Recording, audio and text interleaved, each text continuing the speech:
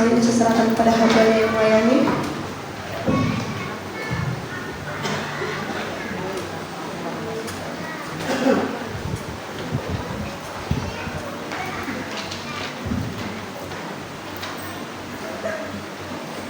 Haleluya, shalom saudara. Selamat pagi bagi kita semua.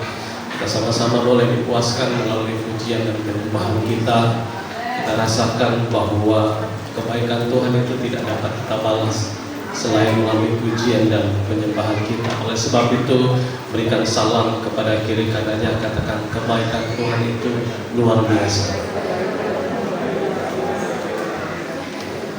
Haleluya. Saya mengucap syukur kepada Tuhan oleh karena kasih dan anugerah-Nya. Saya boleh kembali berdiri di tempat ini untuk sama-sama boleh membagikan kebenaran firman Tuhan dalam setiap kehidupan saya dan saudara. Dan sama-sama sebagai orang percaya saudara, kita perlu tertanam di dalam kebenaran, amin. Dan oleh sebab itu saudara, kita tahu bahwa ikan itu tidak dapat terpisah daripada sumbernya, yaitu air. Makanya ikan itu hidup di dalam air, saudara. Kalau ikan itu terpisah dari sumbernya air, maka ikan tersebut dapat mati, bahkan bisa jadi ikan bakar, saudara.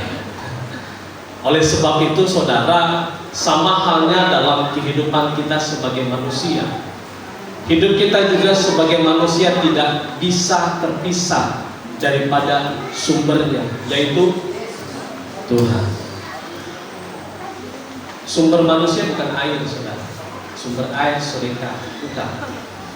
Sumber manusia bukan makan minum, bukan uang yang ada dalam kehidupan kita, tetapi sumber utama dalam kehidupan manusia itu adalah Tuhan. Saudara hari ini bisa bernapas karena siapa, saudara? Karena Tuhan. Makanya sumber utama dalam kehidupan saya dan saudara itu adalah Tuhan. Katakan kepada kiri kanan, sumber utamamu adalah Tuhan.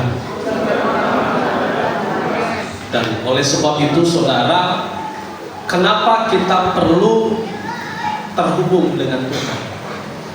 Kenapa kita perlu terkonektif dengan Tuhan?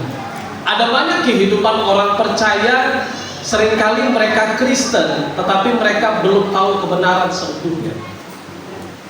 Dan saya tahu sebagian saudara sudah mengerti kebenaran firman Tuhan, dan ada sebagian saudara juga belum memahami kebenaran firman Tuhan itu seperti apa. Kenapa kita perlu terhubung dengan Tuhan? Karena Dia sumber segala-galanya dalam hidup kita. Waktu saudara terhubung dengan Tuhan, saudara akan temukan kebenaran di dalam Tuhan. Dan oleh sebab itu saudara, saya mau lihat saudara untuk membuka Alkitab di dalam Kejadian pasal pertama, ayat pertama, saudara. Kejadian pasal pertama, ayat yang pertama. Saya rasa saudara sudah bisa membaca, ya. Tidak perlu buka Alkitab, saudara pasti bisa. Kejadian pasal yang pertama, ayat pertama, saudara. Kita mulai dari halaman yang ke depan. Yuk, dalam hitungan 1, 2, 3, ya. Pada mulanya Allah menciptakan langit dan bumi. Silakan dulu.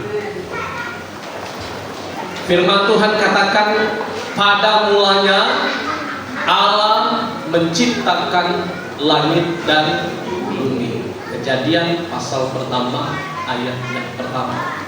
Saudara boleh garis bawahi kata Allah.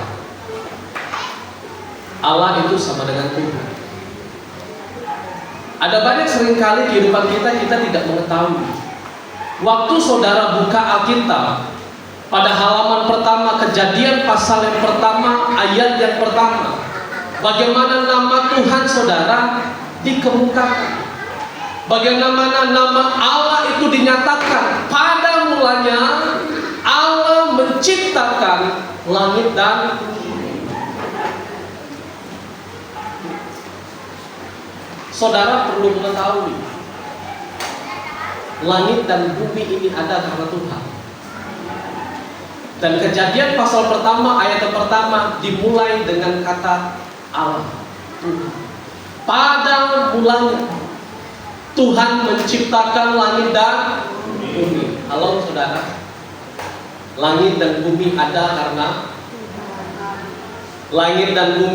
karena yang menciptakan langit dan bumi siapa saudara? Sampai di sini saudara harus paham dulu. Ini kebenaran firman Tuhan yang bagi saudara sederhana, tapi nama Tuhan dinyatakan dalam Kejadian pertama ayat yang pertama. Pada mulanya Tuhan menciptakan langit dan bumi. Waktu Tuhan menciptakan langit dan bumi, saudara, bumi ini masih kosong, masih gelap gulita. Makanya pada hari yang pertama Tuhan ciptakan apa saudara? Bilang kepada kiri kanannya terang. Kenapa Tuhan perlu ciptakan terang saudara? Kalau gelap bagaimana Tuhan bekerja? Makanya pada hari yang pertama Tuhan ciptakan terang. Pada hari yang kedua Tuhan ciptakan cakrawala. Tuhan berfirman jadilah cakrawala. Pada hari yang ketiga Tuhan berfirman jadilah darat, laut, tumbuh-tumbuhan dan pohon-pohonan.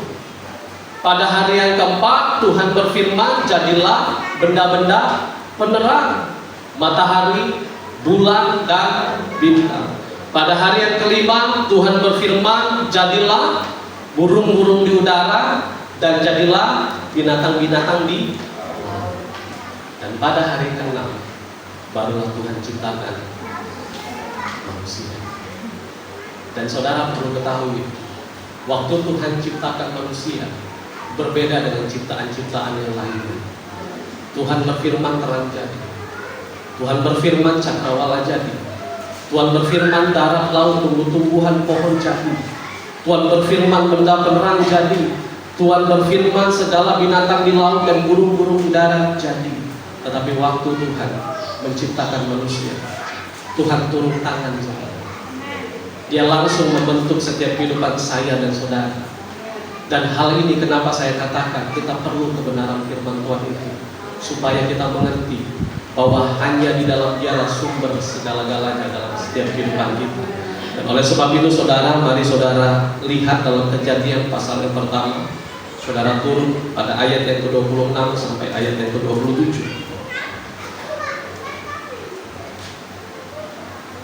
Kejadian pasal yang pertama saudara turun dari ayat 26 sampai ayat yang ke-27.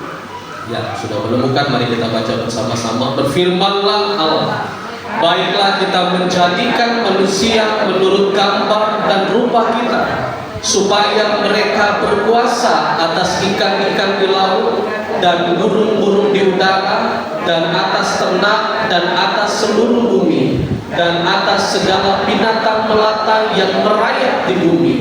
Maka Allah menciptakan manusia itu menurut gambarnya, menurut gambar Allah diciptakannya dia, laki-laki dan perempuan diciptakannya mereka.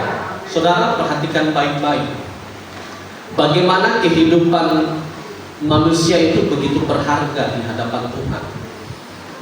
Tuhan sediakan terlebih dahulu apa yang menjadi kebutuhan dan apa yang menjadi keperluan manusia, baru Tuhan ciptakan manusia. Waktu Tuhan ciptakan langit dan bumi, pada hari yang pertama Tuhan tidak ciptakan manusia. Kalau Tuhan sempat ciptakan manusia pada hari yang pertama, mati saudara. Gelap bumi. Tidak ada yang bisa dilakukan manusia saudara. Tetapi karena Tuhan begitu sayang kepada manusia, makanya Dia sediakan terlebih dahulu apa yang menjadi kebutuhan kita, apa yang menjadi keperluan kita. Waktu semuanya Tuhan sediakan, barulah Tuhan ciptakan manusia. Dan hari ini saudara menikmati semua ciptaan yang Tuhan berikan dalam kehidupan kita. Dan yang lebih spesial lagi saudara, Tuhan ciptakan kita serupa dan segambar dengan Allah. Senggol kiri kanan, kamu itu serupa dan segambar dengan Allah. Amin. Kalau kita serupa dan segambar dengan Allah, boleh tidak kita terpisah daripada Tuhan? Saudara, muka saya ini mirip siapa, saudara? Mirip Ibu Gembala. Sama, saudara. 11-12 di belah timur, saudara. Karena kenapa saya? Karena saya lahir dari mama saya. Walaupun muka kita berbeda-beda, ada dari Batak, Manado, Jawa, saudara. Tapi kita ini ciptaan yang sama. Asalnya dari Tuhan. Makanya firman Tuhan katakan Dia ciptakan kita ini serupa dan segambar dengan Allah. Tuhan ciptakan manusia ini, saudara, punya tujuan. Tujuannya apa? Supaya setiap kehidupan saya dan saudara ini dapat terhubung dengan Tuhan, dapat terkonektif dengan Tuhan. Kenapa kita perlu terhubung dengan Tuhan? Karena di dalam Tuhan ada nilai-nilai kebenaran, saudara. Kalau saya dan saudara tidak terhubung dengan Tuhan, bagaimana kebenaran itu akan bertumbuh dalam hidup kita? Kalau saudara tidak melekat kepada Tuhan, kalau saudara tidak membaca firman, kalau saudara tidak beribadah kepada Tuhan, kalau saudara tidak berdoa kepada Tuhan, bagaimana nilai-nilai kebenaran itu akan lahir dari dalam kehidupan kita? Dan oleh sebab itu, saudara, perhatikan baik-baik. Kita ini sedang hidup di akhir zaman, saudara. Minggu lalu khotbahnya tentang apa, saudara? Bagaimana kita harus berhati-hati, karena kita sedang berada di masa-masa yang sukar, masa-masa yang sulit, masa-masa yang berat. Bagaimana anak Tuhan itu harus bertahan di dalam Tuhan, harus kuat di dalam Tuhan. Bahkan hamba-hamba Tuhan, saudara, guru-guru sekolah Alkitab selalu mengatakan, hati-hati. Kita bukan hanya sekedar hidup di akhir zaman, tetapi kita juga sedang hidup di waktu-waktu terakhir. Kita sedang hidup di jam-jam terakhir. Bagaimana kedatangan Tuhan itu seperti pencuri. Oleh sebab itu kita perlu terhubung dengan Tuhan, supaya nilai-nilai kebenaran itu ada dalam setiap kehidupan saya dan saudara. Dan hari-hari ini, saudara, ada banyak kehidupan orang percaya, kehidupan anak-anak Tuhan, kehidupan pengikut-pengikut Kristus mulai kehilangan nilai kebenaran itu dalam hidup mereka. Dan saya melihat itu, saudara, di jam-jam terakhir, di waktu Tuhan yang semakin singkat ini, ada banyak orang percaya, anak Tuhan, pengikut Kristus mulai kehilangan nilai-nilai kebenaran itu. Dan yang lebih berbahaya lagi, saudara, ada banyak sekali orang percaya, mereka tidak lagi tertarik kepada pribadi Yesus, tetapi mereka justru lebih tertarik kepada berkat-berkatnya. Saya ulangi sekali lagi, ada banyak kehidupan orang percaya tidak tertarik lagi kepada pribadi Yesus, tetapi mereka justru lebih tertarik kepada berkat-berkat. Saya mau semua kita boleh mengoreksi kehidupan kita. Waktu saudara datang ibadah pagi hari ini, yang saudara cari berkat-berkatnya atau pribadi Yesus? Saudara nggak usah jawab, saudara jawab sendiri dalam hati. Saya kasih waktu 1 menit untuk saudara mengkoreksi kehidupan saya dan saudara. Waktu saudara datang beribadah pagi hari ini, yang saudara cari pribadi Yesus atau berkat-berkatnya? Kalau saudara sedang mencari pribadi Yesus, saudara akan temukan nilai-nilai kebenaran itu dalam hidupmu. Tetapi kalau engkau cari berkat-berkatnya saja, engkau sedang kehilangan nilai kebenaran itu dalam hidup. Dan tidak sedikit, saudara, hari-hari ini orang-orang percaya datang beribadah, yang mereka cari berkat Tuhannya saja, tetapi mereka tidak mau mencari pribadi Yesus. Mereka tidak tertarik dengan pribadi Yesus, tetapi justru mereka hanya tertarik kepada kebenarannya, hanya kepada berkat-berkatnya saja.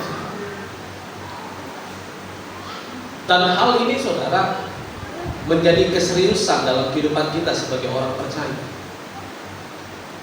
Kemarin pendeta Om Manalu berkata, bukan seberapa lama kita jadi orang percaya, bukan seberapa lama kita mengikut Kristus, tetapi hari ini apa yang saudara cari? Kalau saudara cari hanya berkatnya saja, saudara akan kecewa.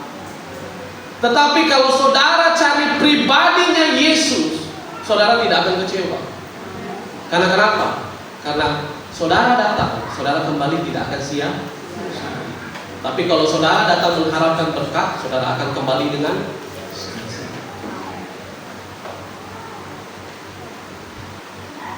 dan hal ini saudara menjadi patokan dalam kehidupan kita. Kalau saudara fokusnya kepada pribadi Yesus, masalah sebesar apapun yang datang dalam hidup saudara, kesulitan apapun yang datang dalam hidup saudara, saudara akan tetap mengasihi Tuhan. Sekalipun sakit penyakitmu Tuhan belum sembuhkan, tetapi engkau tetap mengasihi Tuhan di setiap kondisi kesehatanmu. Sekalipun tekanan itu menghimpit dalam kehidupanmu, ketika engkau memfokuskan dirimu kepada pribadi Yesus, engkau akan tetap mengasihi Tuhan. Akan jauh berbeda saudara. Kalau saudara datang beribadah, yang saudara cari itu berkat. Waktu doa saudara tidak dijawab oleh Tuhan, saudara akan marah sama Tuhan. Waktu jalan itu tertutup, waktu pintu itu tertutup, saudara akan tinggalkan Tuhan. Waktu keadaan itu datang menghimpit saudara, saudara akan tinggalkan Tuhan. Tetapi orang yang mencari Tuhan karena tujuannya adalah pribadi Yesus, apapun yang datang dalam hidupnya, sekali Yesus tetap Yesus. Karena kenapa saudara? Karena kita sudah mengasihi Tuhan. Karena kita tidak kejar berkatnya. Berkat itu saudara akan mengikuti. Tetapi pribadi Yesus itu saudara perlu kita ikuti. Sekali lagi saya ulangi, berkat itu pasti akan mengikuti. Tetapi pribadi Yesus itu perlu kita ikuti. Saudara tidak bisa paksa Yesus untuk mengikuti kita, saudara. Karena kita ini diciptakan, saudara. Sumber kita ada di dalam Dia, makanya kita perlu mengikuti Yesus. Supaya apa? Supaya berkat-berkatnya itu mengikuti kita. Bukan yang kita cari berkatnya, tetapi yang kita cari Yesusnya. Bukan berkat saudara yang membuat kita setia, tetapi karena kesetiaan kita lah, makanya kita diberkati oleh Tuhan. Dan oleh sebab itu saudara, dalam Matius 6 ayat yang ke-33, semua kita hafal ayat ini, Matius 6 ayat 33, firman Tuhan katakan, tetapi carilah dahulu kerajaan Allah dan kebenarannya, maka semuanya itu akan ditambahkan kepadamu. Firman Tuhan katakan, ketika kita mendahulukan kerajaan Allah, ketika kita mengutamakan kerajaan Allah dan kebenarannya, maka semuanya itu akan ditambahkan kepadamu. Berkat itu saudara cuma tambahan. Bilang kepada kiri kanannya, berkat itu tuh cuma tambahan.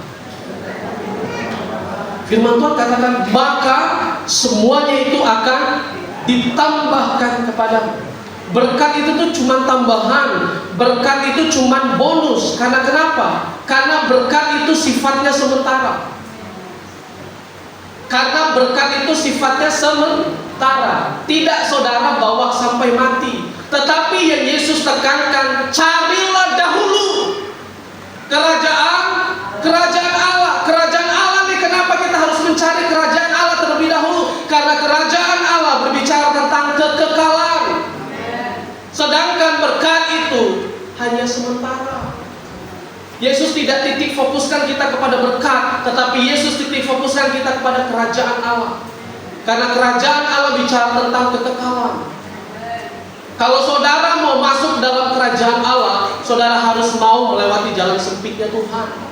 Karena di jalan sempitnya Tuhan, saudara akan melihat kerajaan Allah itu nyata dalam hidupmu. Dan saudara tahu, hari-hari ini iblis tidak suka saudara hidup dalam kebenaran. Iblis itu paling marah saudara kalau anak-anaknya hidup dalam kebenaran. Iblis itu paling marah kalau orang Kristen, orang percaya, anak Tuhan itu hidup dalam kebenaran. Karena kenapa? Karena iblis tidak suka kalau saudara mendahulukan kerajaan Allah. Waktu saudara mendahulukan kerajaan Allah, waktu saudara berada di jalan sempitnya Tuhan, iblis tahu di jalan sempitnya Tuhan saudara akan temukan kebenaran. Tidak ada di jalan yang lain, saudara. Hanya di jalan sempitnya Tuhan, saudara akan temukan kebenaran. Makanya iblis paling panas, saudara, paling tersinggung kalau hidup anak-anak Tuhan hidup dalam kebenaran. Dan hal ini, saudara, yang menjadi patokan dalam hidup saya dan saudara. Kenapa nilai kebenaran itu, saudara, jangan pernah saudara tinggalkan. Kalau saudara tidak terhubung dengan Tuhan, bagaimana saudara akan mengenal kebenaran? Tetapi justru sebaliknya, waktu saudara tetap berada di jalan sempitnya Tuhan, saudara akan temukan nilai-nilai kebenaran di dalam jalan sempitnya Tuhan. Amin. Dan oleh sebab itu, saudara buka dalam Yohanes pasal yang ke-10, ayat yang ke-10. Injil Yohanes pasal yang ke-10, ayat yang ke-10. Ya. Sudah menemukan, mari kita baca. 2, 1, ya. Pencuri datang hanya untuk mencuri dan membunuh dan membinasakan.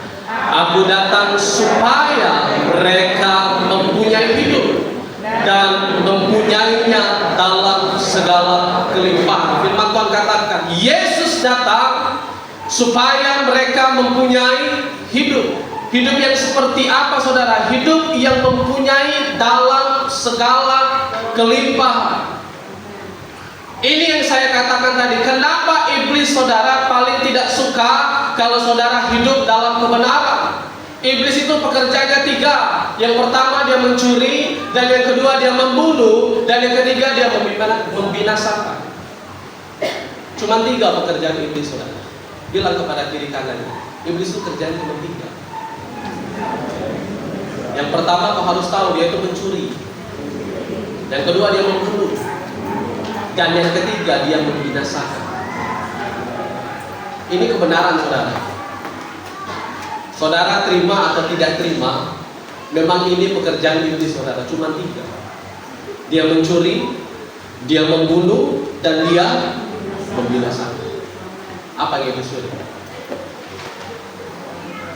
Halo? Apa? Damai sejahtera. Apa yang iblis curi, bapak-bapak? Halo? Bapak-bapak, apa yang iblis curi? Tidak ada. Luar biasa. Soalnya tidak ada jawaban, saudara. Luar biasa bapak-bapak di sini. Ya. Saudara perlu ketahui, saudara, yang iblis curi yang tadi saya katakan kebenaran. Iblis tidak curi hartamu, iblis tidak curi apapun dalam hidupmu, tetapi yang iblis curi adalah kebenaran. Waktu iblis curi kebenaran itu dalam kehidupan kita, iblis mulai menipu kita dengan pemikiran-pemikiran palsu yang terdengar masuk akal, tetapi jauh dari kebenaran. Saya kasih ilustrasi yang sederhana, supaya saudara paham. Kalau saudara diizinkan untuk pergi berlibur, saudara pengen jalan-jalan ke Singapura atau ke Bali, ya harus sepakat, saudara. Saya tidak mau ada yang ke Singapura, ada yang ke Bali, harus satu. Ayo saudara, ini contoh, saudara. Siapa tahu berkat Tuhan datang dalam hidup kita, kan? Kemarin Om Dolfi baru ke Korea, nanti saudara bisa jalan-jalan lagi, saudara. Amin. Kalau saudara disuruh pilih jalan-jalan, saudara mau pilih ke Singapura atau ke Bali? Harus kompak, saudara. Jangan Singapura, jangan ke Bali. Suami pengen ke Bali, istri mau ke Singapura. Akhirnya kemana, saudara? Ke Malaysia, saudara. Harus kompak, saudara. Sekali lagi ya, kalau saudara diizinkan untuk pergi jalan-jalan, saudara mau berangkat ke Bali atau ke Singapura?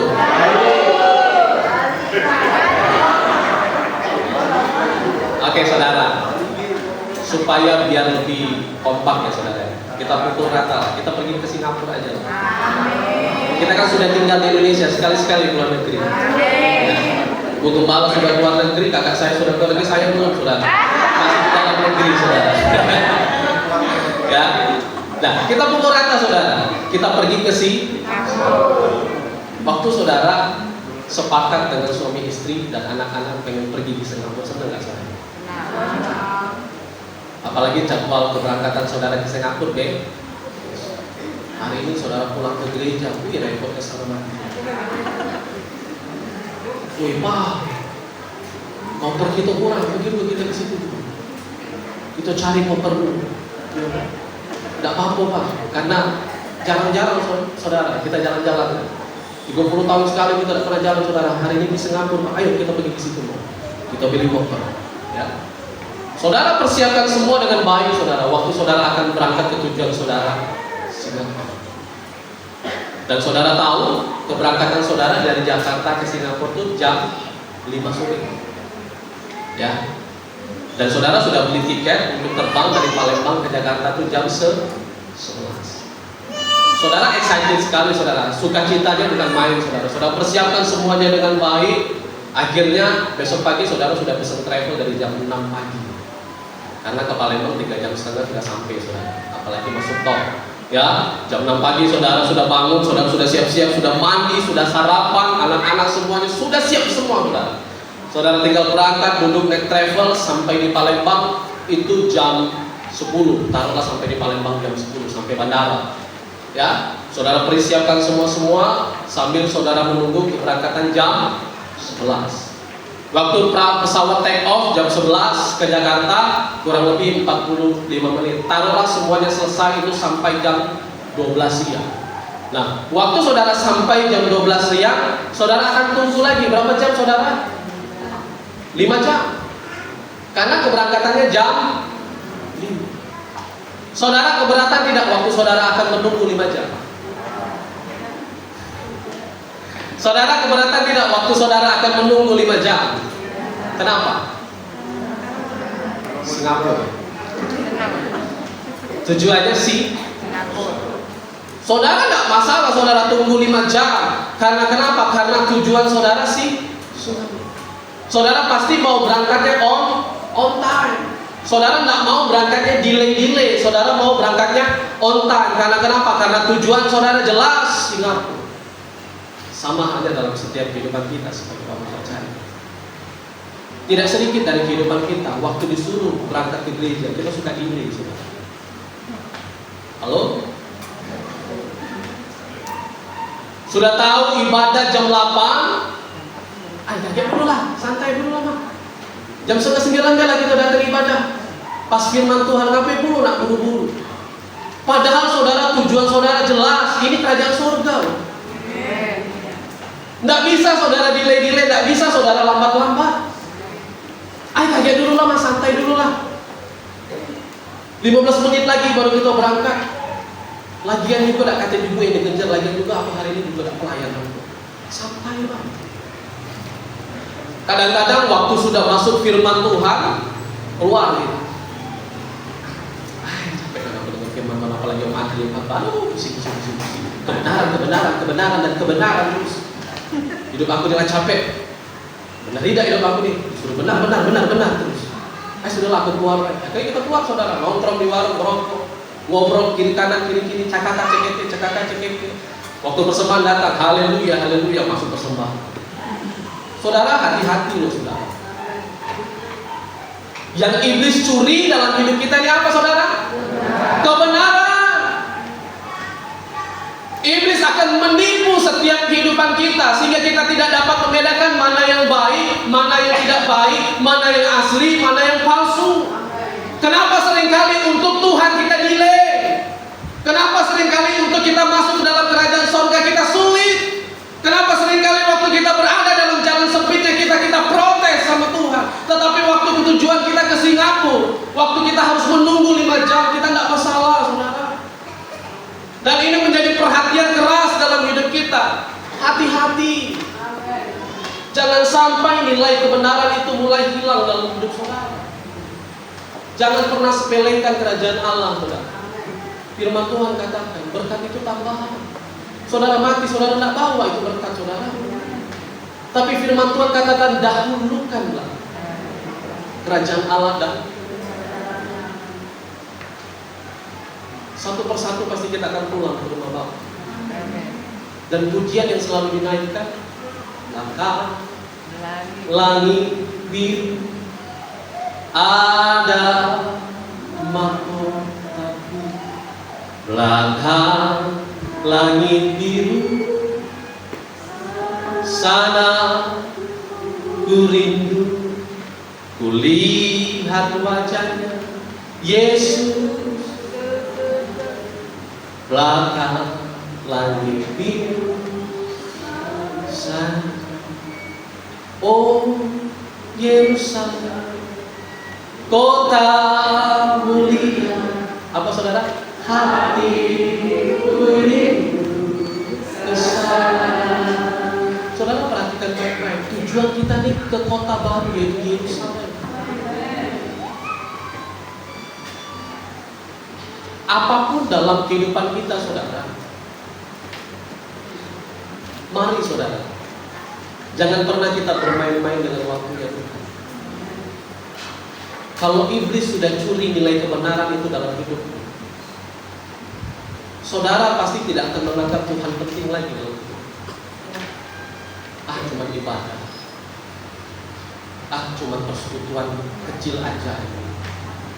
Saudara, hati-hati saudara. Kalau hal itu mulai timbul dalam hidup kita, yang pertama yang iblis curi itu kebenaran. Dan yang kedua, pekerjaan iblis apa saudara? Apa yang dia bunuh saudara? Ayo ibu-ibu, apa yang iblis bunuh? Iman. Apa populasi? Bapak-bapak, tidak ada lagi. Haleluya.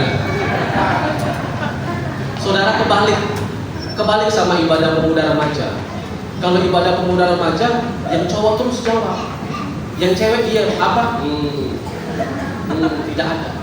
Kalau ibadah umum kebalik, yang wanita aktif, yang pria tidak aktif, pasif. Memang biasanya pria pasif, saudara.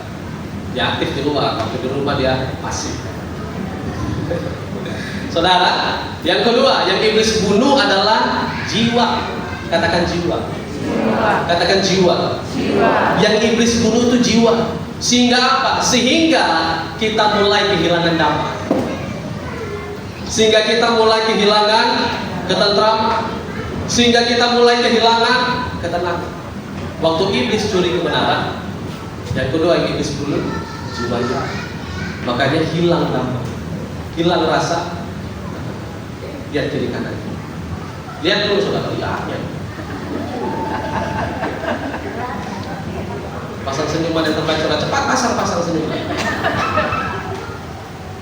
Ada damai ya? Amin. Ada damai gitu. Amin. Amin. Amin. Ada rasa tenang gitu. Saya tak tahu di antara saudara lagi damai atau tidak, lagi tenang atau tidak. Ayo ada di ngacaknya. Aku juga ini saudara, sida-sida. Bapak-bapak aman? Aman. Saya tidak fokus lagi sama bapak-bapak aman, sudah bapak-bapak. Aman terus saudara. Amin. Fokus saya sama wanitanya. Ya. Saudara perhatikan baik-baik. Waktu iblis sudah curi kebenaran, dia bunuh jiwa kita. Makanya ada banyak anak Tuhan seringkali kehilangan rasa aman, kehilangan rasa damai, kehilangan rasa tenang. Karena kenapa? Karena iblis bunuh jiwa kita. Seorang ahli filsafat bernama Blaise Pascal, dia pernah mengatakan ada satu ruang kosong dalam diri manusia, dan yang dapat mengisi satu ruang kosong itu hanya Tuhan saja. Saudara sadar tidak? Ada satu ruang kosong yang memang sengaja Tuhan ciptakan dalam diri kita masing-masing, dan itu hanya Tuhan saja yang bisa isinya. Dan ada banyak manusia mencoba mengisi satu ruang kosong itu dengan harta mereka, dengan kekayaan mereka, dengan hobi mereka, dengan pekerjaan mereka, dengan jabatan mereka, dengan kedudukan mereka. Tetapi mereka tidak dapatkan itu. Dan saudara lihat hari-hari ini di TV, saudara, pekerjaannya luar biasa, punya kedudukan, punya jabatan, tapi mereka tidak pernah puas. Akhirnya saudara lihat sekarang di mana-mana, mengerikan sekali saudara, korupsi sampai 1 triliun, sampai miliar-miliaran saudara. Hal itu terjadi karena kenapa? Karena mereka merasa ada yang kosong dalam diri mereka. Dia kira punya harta yang banyak itu dapat mengisi kekosongan. Dia kira dia jalan-jalan keliling dunia dapat mengisi kekosongan itu. Dia kira waktu dia punya hobi main futsal, main badminton, apapun itu dapat mengisi kekosongannya. Dia kira segala hal yang dia lakukan itu dapat mengisi kekosongan itu. Tidak. Yang dapat mengisi kekosongan itu cuma Tuhan. Dan memang sengaja Tuhan ciptakan itu dalam diri manusia. Supaya apa? Supaya manusia tahu sumber segala-galanya dalam hidup kita itu Tuhan. Amin. Mau saudara cari kemanapun, mau saudara terkenal sebagaimanapun, mau saudara sukses sebagaimanapun, tetap ada yang kosong dalam hidup ini. Makanya kita perlu dekat pada Tuhan. Daud kurang apa lagi saudara? Sudah jadi raja, sudah punya segalanya dalam hidup dia. Ya, apapun bisa dia beli, apapun dia bisa lakukan, dan bahkan Salomo juga saudara, apalagi yang tidak bisa dinikmati oleh Salomo. Bahkan istrinya sampai 1000. Tetapi Daud katakan, hanya dekat Allah saja yang aku dekat. Amin. Salomo mau main-main saudara, punya 1000 istri. Satu istri aja bisa tak tenang saudara, apalagi 1000. Tidak tenang itu artinya bukan yang negatif saudara. Ya, sudah kita skip saudara. Ya saudara, perhatikan baik-baik saudara, bahwa ketenangan itu hanya dapat saudara peroleh di dalam Yesus. Makanya siapa di antara kita, bapak-bapak boleh jujur, kadang-kadang bapak-bapak suka lihat yang istrinya berdoa di kamar. Waktu bapak-bapak buka pintu, istriku lagi berdoa. Oh haleluya, seneng bapak-bapak. Karena kenapa? Karena buah-buah roh itu akan hadir dalam diri. Kesabaran, kelemah lembutan, penguasaan diri. Ada bapak-bapak? Amin. Amin. Bapak-bapak ini bermakna. Ada ibu-ibu yang lihat suaminya waktu saudara lagi buka kamar, suamiku lagi berdoa. Suamiku lagi menangis. Suamiku lagi berseru kepada Tuhan. Karena kenapa saudara? Waktu saudara lihat suami dan istri berdoa, wah itu rasanya saudara tenang sekali saudara. Itu rumah saudara yang tadinya miring jadi tenang. Benar saudara. Karena kenapa? Ada doa. Apalagi dua-duanya berdoa. Siapa yang dua-duanya suka berdoa? Sepakat dan tangan. Ya. Saya punya anak saudara Glenn ini saudara, kadang-kadang suka menyentil saya. Papi, mami doa. Doa. Kadang-kadang tidak ada ngajarin dia saudara. Papi, mami gandeng tangan berdoa.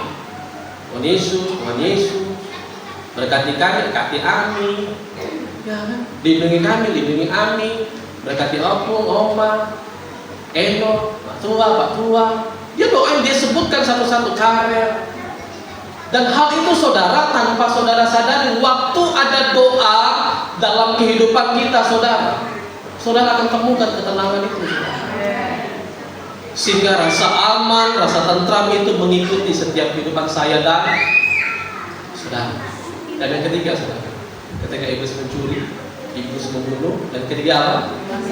Membinasakan. Apa yang iblis binasakan? Apa saudara?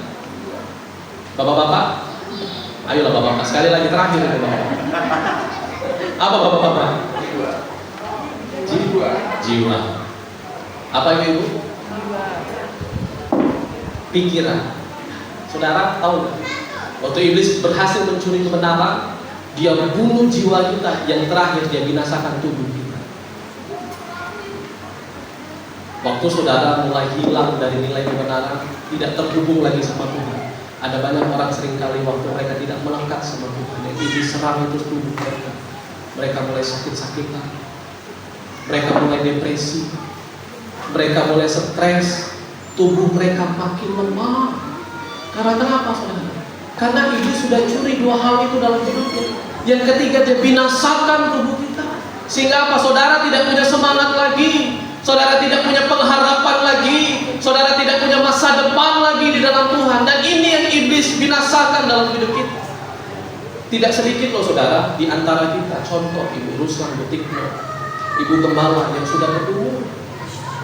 Tetapi saudara lihat mereka sehat, saudara mereka kuat, sampai hari ini mereka bisa datang ibadah dari atas turun ke bawah. Itu karena kenapa? Karena mereka selalu menyimpan nilai kebenaran itu dalam hidup mereka. Sehingga apa? Sehingga dalam pikiran hati mereka, jiwa mereka kuat, tubuh mereka kuat. Karena kenapa? Sekalipun masalah datang, itu tidak membuat mereka menjadi lemah. Makanya yang saya katakan lagi, kalau saudara datang beribadah kepada Tuhan, saudara harus cari pribadi Yesus, bukan berkat-berkatnya.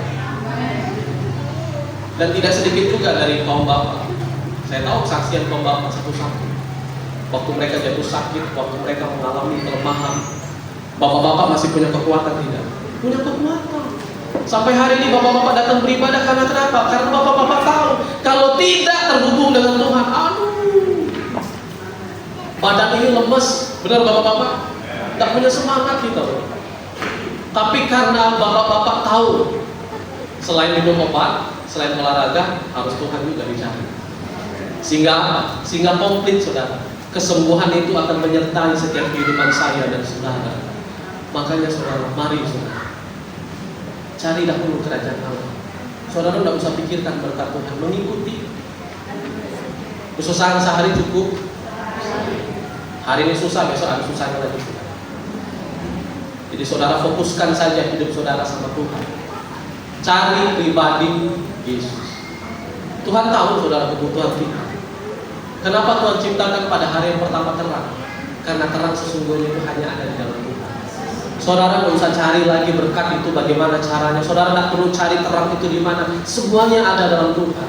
Kalau saudara meminta pertolongan, ada dalam Tuhan. Kalau saudara meminta keselamatan, ada dalam Tuhan. Kalau saudara meminta kesembuhan, ada dalam Tuhan. Kalau saudara meminta masa depan, semua ada dalam Tuhan.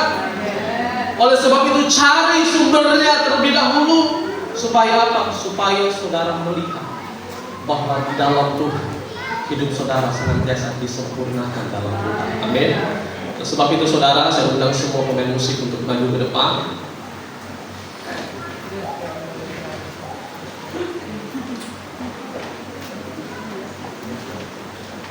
Mari semua kita berdiri sama-sama.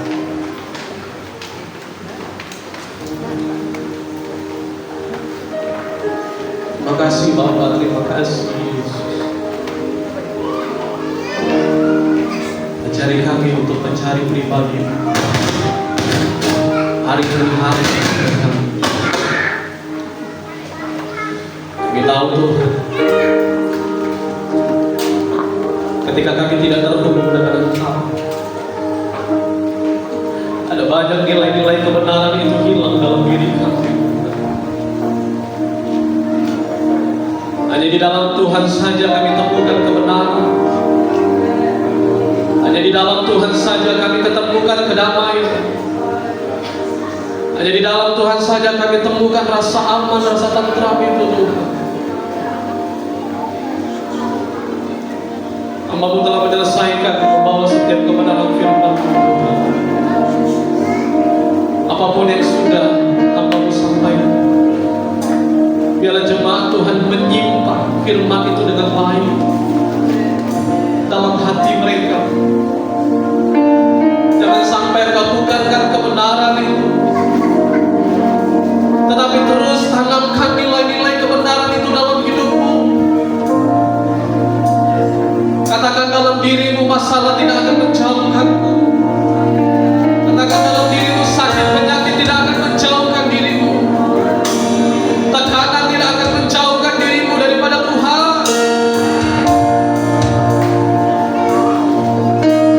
Tetapi ketika masalah datang dalam hidupmu, Engkau makin mengasihi. Ada satu pujian yang sangat memberkati setiap kehidupan saya. Mungkin saudara ada yang tahu pujian ini, dan mungkin saudara juga ada yang belum tahu pujian ini, tapi sama-sama kita belajar. Terima kasih. Terima kasih Yesus. Meskipun Tuhan tak menolongku, meskipun duri dalam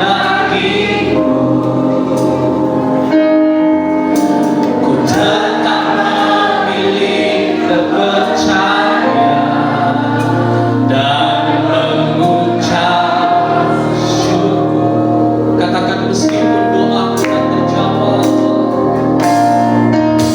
meskipun doaku tak terjawab, meskipun hatiku habis lelah, kami tetap memilih untuk percaya dan mengucap syukur.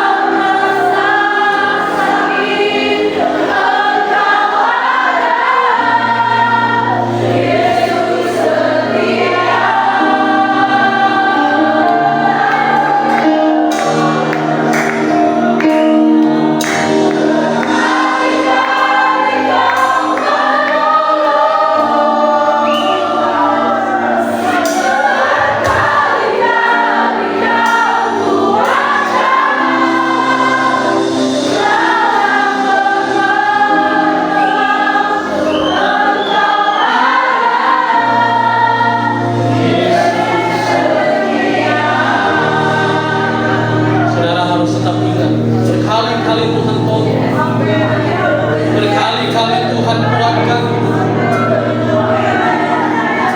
Kalau yang ada di antara saudara yang mengalami kelemahan ini, kalau ada di antara saudara yang mengalami situasi yang sulit, kalau ada di antara saudara yang mau didoakan pagi hari ini, saudara boleh datang ke depan. Ada Tuhan yang menanti setiap kehidupanmu. Kalau ada di antara saudara yang perlu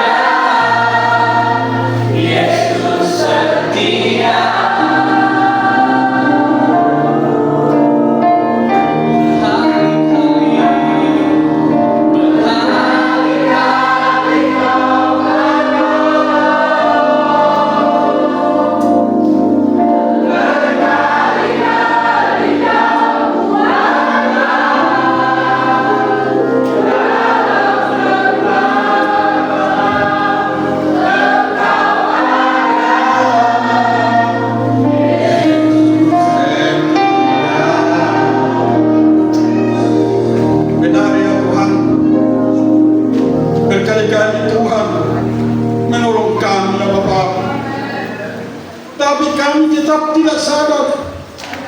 Tapi di pagi hari ini ya Bapa, kami percaya bahwa Tuhan tetap ada di dalam hati kami masing-masing. Itu makanya kami datang di pagi hari ini sujud di bawah kaki salibmu ya Bapa. Terima kasih atas kebaikan-Mu. Terima kasih ya Tuhan. Kami berulang kali, berkali-kali meminta ampun kepada Tuhan. Ampunilah kami ya Bapa. Ampunilah kami akan kesalahan kami ya Tuhan. Biar kami layak di sisi-Mu. Biar kami layak di hadapan-Mu ya Bapa. Terima kasih ya Tuhan. Begitu juga hamba-Mu yang menyampaikan sebagian firman-Mu ya Tuhan.